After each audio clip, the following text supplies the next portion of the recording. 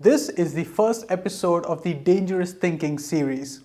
In this series, I will challenge societal norms, our beliefs, and what we think is okay. Well, is it really okay? What is the origin of the norm? Why do we accept it? Mind you, I will not be refuting the norm, nor am I saying that I'm right. I'm just challenging it. The idea is to give you another take on the subject, hopefully a unique take. And that's where the dangerous part comes in, because it's rebellious.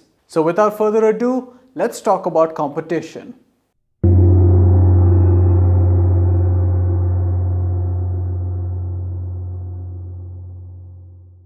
So how is competition perceived and accepted today?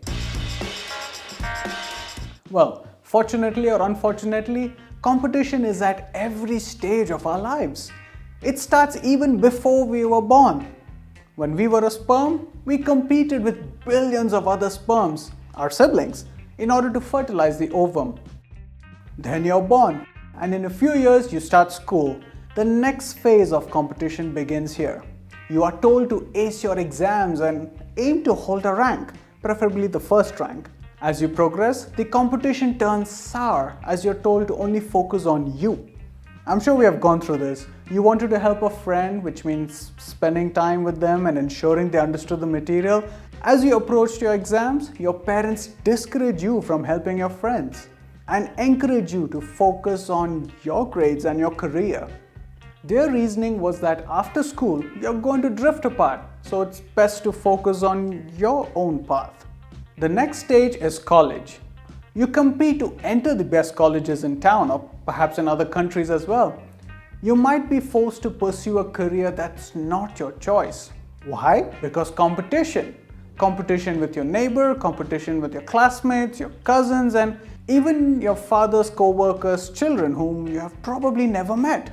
You then look for a job. You need to have the skills that make you stand out from the rest of the applicants. So a degree should be enough, right? Right? Wrong. You need experience, work experience, even for a job that clearly says freshers okay. Is that enough? No. You need to know the right people too. You need to network. Back to your personal life, your family asks you to get married ASAP, or else they want to arrange someone for you to marry. Why? Because your cousins are settling down and having kids while you are busy fulfilling your parents' previous request. Your family then pressures you to have kids. Then they compare your salary, your car, your home. This goes on and on and on. So much competition. We are made to believe that we have to fight for our survival throughout our life. You know what the sad part is? You don't need competition to grow or succeed. You actually need the opposite. Teamwork, collaboration. And I can prove it to you. Well, let's go back in time. Historically, human beings thrived in small groups. Going back to our hunter-gatherer days, we relied on other members of our tribe, our clan, to share the load. So while we are out hunting a mammoth for lunch, some members of our tribe sets the trap, while another fires the arrows, and they all help in bringing the kill home. Back home, some other members of our clan are busy preparing the fire, constructing houses using bones from yesterday's kill. There are others who carve out weapons. There is no competition. Everyone has their unique role to play, and we all need each other. After the agricultural revolution, people started to live in villages. Here, the family is the collective unit. Again, each person in the village have their own unique responsibilities. There is unity amongst the families in the village too. They help each other out in the field, and the families team up to fight invading forces. As the population increases and resources become scarce, that's when the competition for resources intensified, leading to wars over rivers, farmland, and other prime properties. Today, war is discouraged and countries engaging in war are often looked down upon. There is no need for war over resources because we can buy everything needed at a grocery store. If the nearest grocery store runs out of the product you want, you head to another grocery store and mission accomplished. But what happens when a tiger starts attacking people in your locality? It is essentially competing with you for resources. The animal is tranquilized, or if it has killed people, it is usually put down. Animal rights aside, it's not competition when you neutralize your opponent. Let the tiger live alongside humans in the city, and then we will talk competition. Those applying for jobs will agree with me when I say that the most important skill to have is teamwork. Even better is if you can lead a team. Think about large companies that manufactures cars. It's not a one-man job. Sure, you can do it, but it'll take a long time to fulfill your customers' orders. I'll give you another example. Airline pilots. Teamwork in the flight deck is crucial. If the crew don't work as a team, the results can be disastrous. So you see, competition is actually a bad thing. On the contrary, competition at the workplace can catalyze the development of a toxic work environment where everybody else wants to one-up the other employee, put the other person down by any means necessary, by lies, spreading rumors, backbiting, hook or crook, politics, you name it. Every trick in the book is used to name and shame you. Why? Well, it's done in the hopes of getting into the good books of the management, which could result in a raise in pay or a promotion. If true competition existed, by definition, you should be happy with the downfall of another company. Can you do that? If you are a pilot, can you celebrate if there is an air crash involving the competitor's aircraft? A crash that kills hundreds of people? Yeah, didn't think so. No, you cannot celebrate. The pilots involved in that accidents are just like you. They love aviation and wanted a career flying planes. Even though they work at the competitor's company, they are still human. And hey, who knows, that company could be giving you your next job. Now you can argue that in the business world, competition exists. Well, does it? Competition between companies leads to innovation, as each company tries to one-up their competitor. The winner will be the consumer, as we get a buffet of products to choose from at competitive prices. Is that the case? Take Apple and Samsung as an example. Although they are competing to dominate the smartphone market, innovation has taken a hit.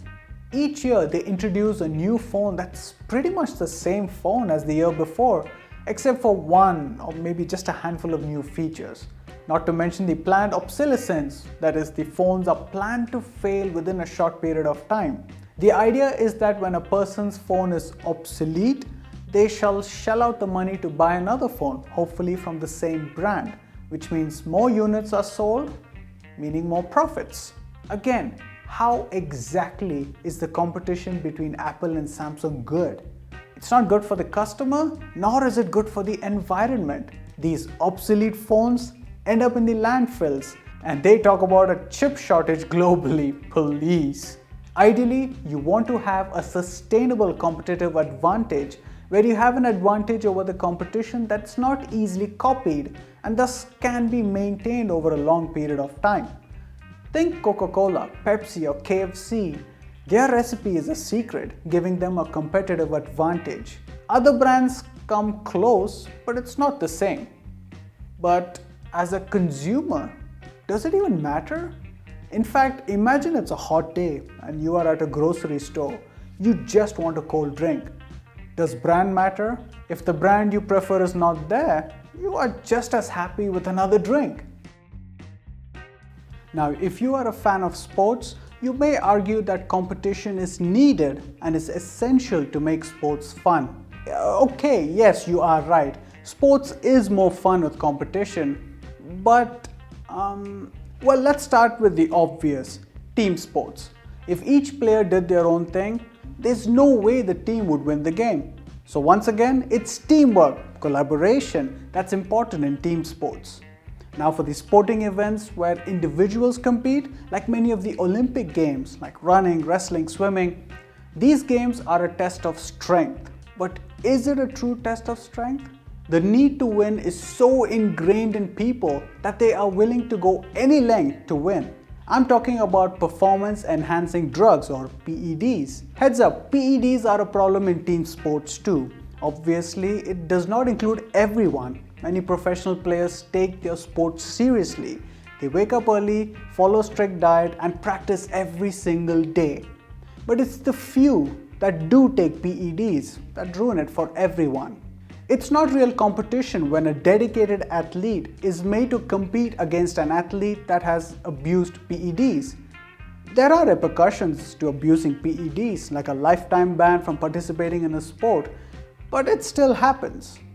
So in the spirit of true competition, maybe it's time we divide sports into one of two categories.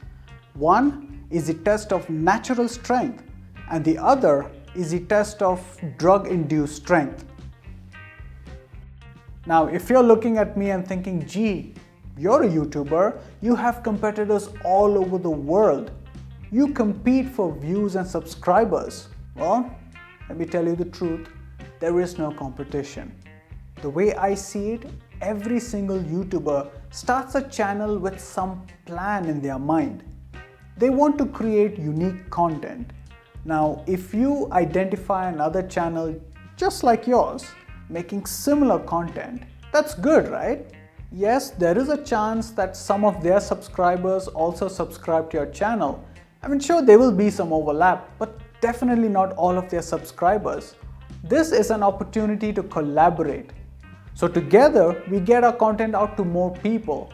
Make a video where both of you debate, compete, share knowledge, and then see how your channel grows. In fact, the YouTube algorithm rewards collaboration. You'll see that YouTubers who collaborate with other YouTubers, they grow faster than those who create content alone. I genuinely don't believe in competition. So if you are a YouTuber and want to collaborate with me, drop a line below or send me a DM. So folks, by being forced to compete at every stage of our life, our social skills will eventually degrade. Social skills are so important, right from being able to communicate, having a relationship, and networking. That's the trend now. You need to know the right people in addition to your qualifications and experience. And by constantly competing, you are incapable of having genuine interactions.